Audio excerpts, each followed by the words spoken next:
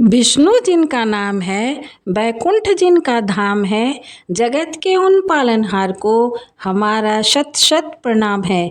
जय श्री कृष्ण, जय श्री लक्ष्मी नारायण। आप सभी का अपने चैनल संस्कारी मार्ग पर बहुत बहुत स्वागत है। आप सभी को जेठ मास और निर्जला एकादशी की हार्दिक शुभकामनाएं। आज हम सुनेंगे जेठ मास शुक्ल पक्ष की निर्जला एकादशी की व्रत कथा और उसके बाद एकादशी माता की आरती। यदि आप चैनल पर नए हैं तो हमारे चैनल को सब्सक्राइब करके बेल आइकन जरूर प्रेस कर दें ताकि आगे आने वाले वीडियो की जानकारी आपको समय से पूर्व मिल जाए। कथा पसंद आए तो कमेंट बॉक्स में जय श्री लक्ष्मी नारायण अवश्य लिखें। एकादशी का व्रत हिंदुओं में सबसे अधिक प्रचलित व्रत माना जाता है। वर्ष में 24 एकादशियां आती हैं, किंतु इन सब एकादशियों में ज्येष्ठ शुक्ल एकादशी सबसे बढ़कर फल देने वाली मानी जाती है, क्योंकि इस एकादशी का व्रत रखने से वर्ष भर की एकादशियों के व्रत का फल प्राप्त होता है। निर्जला एकादशी का व्रत अत्यंत संयम साध्य है।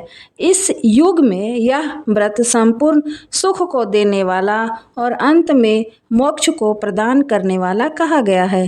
कृष्ण पक्ष और शुक्ल पक्ष दोनों पक्षों की एकादशी में अन्न खाना वर्जित है।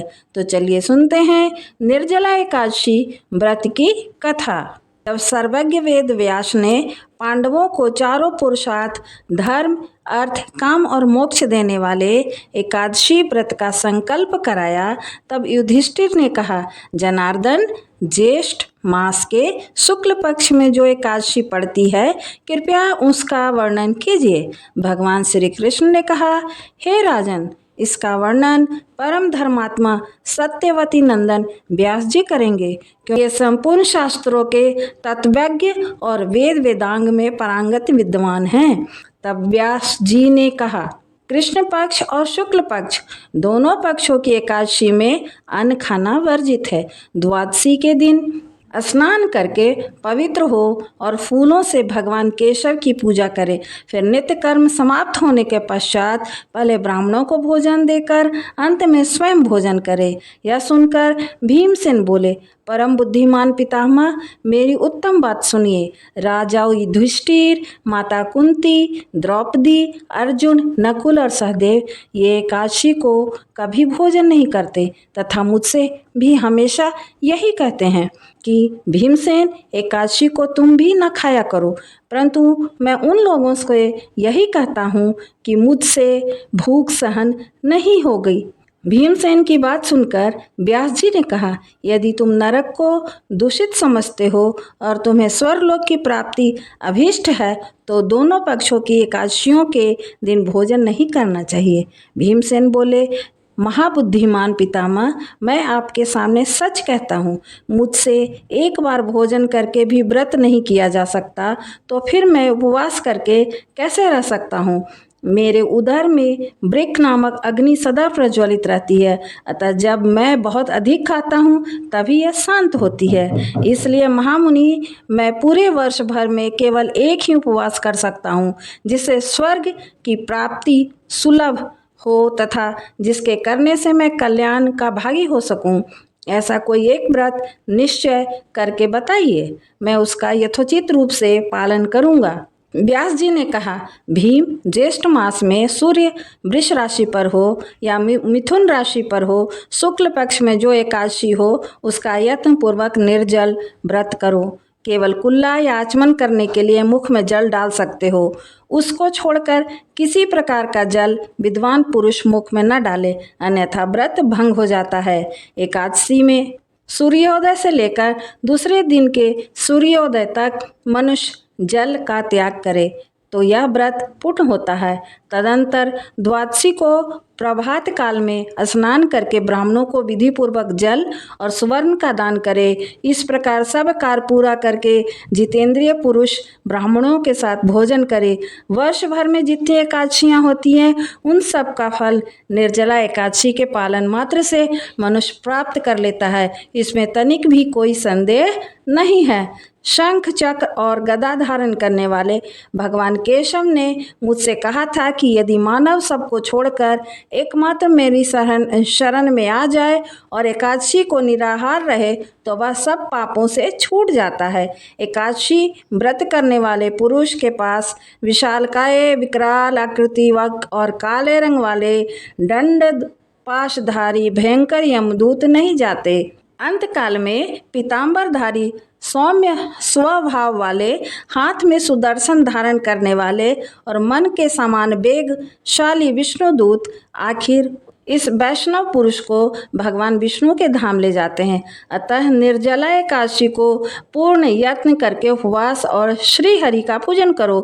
स्त्री हो या पुरुष, यदि उसने मेरु पर्वत के बराबर भी महापाप किया है तो वह सब इस एकादशी के व्रत के प्रभाव से भस्म हो जाता है। जो मनुष्य उस दिन जल के नियम का पालन करता है वह पुण्य का भागी होता है। उसमें एक प्रहर में कोटि कोटि स्वर्ण मुद्रा दान करने का फल प्राप्त होता सुना गया है।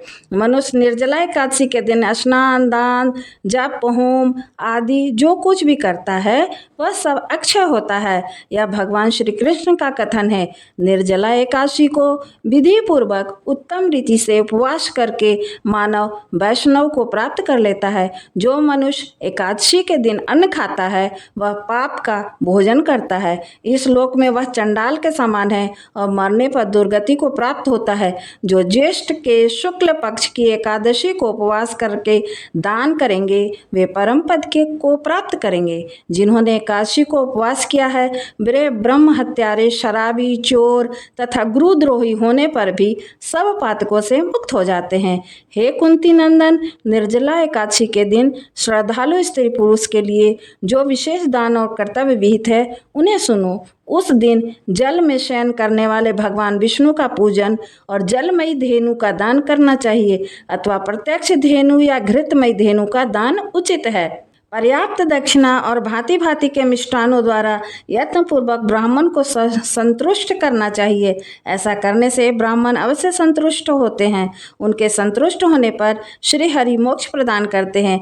जिन्होंने शम, दम और दान में प्रवृत्त हो श्री हरि को पूजा और रात्रि में जागरण करते हैं, इस निर्जला एकादशी का व्रत करते हैं, उन्हें अपने साथ साथ ही बीती हुई 100 पीढ़ियों को और आने वाले 100 पीढ़ियों को भगवान वासुदेव के परम धाम को पहुंचा देते हैं। यह सुनकर भीमसेन ने भी इस शुभ एकादशी का व्रत आरंभ कर दिया।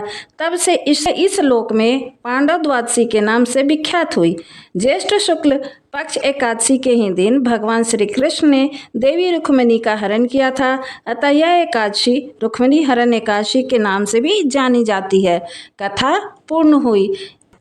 अब सुनिए एकादशी माता की आरती। ओम जय एकादशी माता, मैया जय एकादशी माता, विष्णु पूजा व्रत को धारण कर शक्ति मुक्ति पाता। ओम जय एकादशी माता, तेरे नाम घिनाऊं देवी भक्ति प्रदान करनी, घन गौरव की देनी माता शास्त्रों में वर्णी। मार्गशीर्ष के कृष्ण पक्ष की उत्पन्ना विश्वतारिणी जनमी, शुक्ल पक्ष में हुई मोक्षदा मुक्तिदाता बन आई। ओम जय एकादशी माता, विष्णु पूजा व्रत को धारण कर शक्ति मुक्ति पाता। पौष के कृष्ण पक्ष की सफला नामक है, शुक्ल पक्ष में होए पुत्र दा आनंद अधिक रहे। ओम जय एकादशी माता। नाम षटतिला माघ मास में कृष्ण पक्ष आवे, शुक्ल पक्ष में जया कहावे, विजय सदा पावे। ओम जय एकादशी माता। विजया फागुन कृष्ण पक्ष में शुक्ला अमल की, पाप मोचनी कृष्ण पक्ष में चैत्र महाबली की। ओम जय एकादशी माता। चैत्र शुक्ल के नाम कामदा धन देने वाली, नाम बरूथनी कृष्ण पक्ष में वैशाख माहवाली। ओम जय एकादशी माता। शुक्ल पक्ष में होए मोहिनी अपरा ज्येष्ठ कृष्ण पक्षी, नाम निर्जला सब सुख करनी शुक्ल पक्ष रखी। ओम जय एकादशी माता। योगिनी नाम आषाढ़ में जानो कृष्ण पक्ष करनी, देवशैनी नाम कहायो शुक्ल पक्ष धरनी।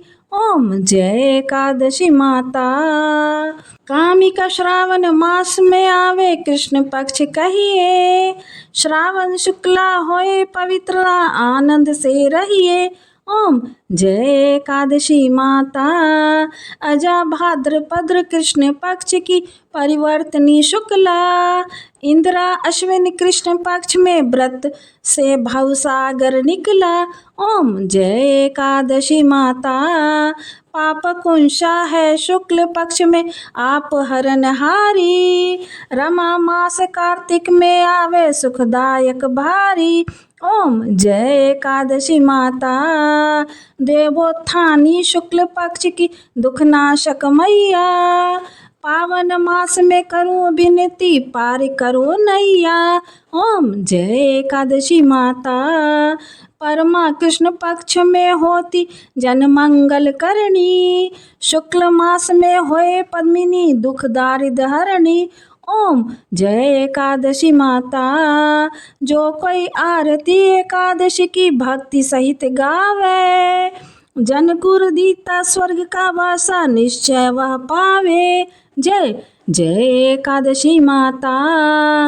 मैया जय एकादशी माता। विष्णु पूजा व्रत को धारण कर शक्ति मुक्ति पाता। ओम जय एकादशी माता। यदि कथा पसंद आई हो तो कृपया हमारे चैनल को लाइक, शेयर और सब्सक्राइब करें तथा कमेंट बॉक्स में जय श्री कृष्ण अवश्य लिखें। धन्यवाद।